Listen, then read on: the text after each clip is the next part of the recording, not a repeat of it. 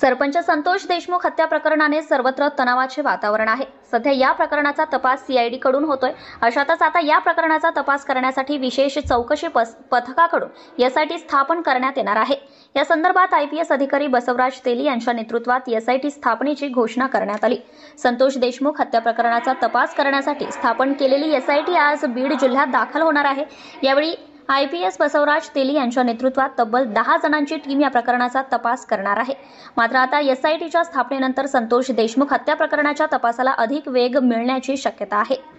एसआयटीमध्ये IPS अधिकारी doctor Basavaraj तेली, police उपमहानिरीक्षक अनिल गुजर, police उपअधीक्षक विजयसिंग शिवलाल जोनवाल, सहाय्यक पोलीस निरीक्षक महेश विघ्ने, पोलीस उपनिरीक्षक आनंद शंकर शिंदे, पोलीस उपनिरीक्षक तुळशीराम जगताप, सहाय्यक पोलीस उपनिरीक्षक मनोज राजेंद्र वाघ, पोलीस हवालदार चंद्रकांत एस काळकुटे, पोलीस नाईक बाळासाहेब देवीदास अहंकारे, पोलीस नाईक संतोष भगवानराव गीते, पोलीस शिपाई या अधिकाऱ्यांचा समावेश असणार आहे।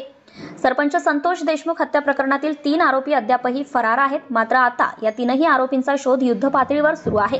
या प्रकरणातील सुदर्शन घुले, कृष्णा आंधळे आणि सुधीर सांगळे हे 3 आरोपी फरार आहेत। Subscribe now and press the bell icon. Never miss an update.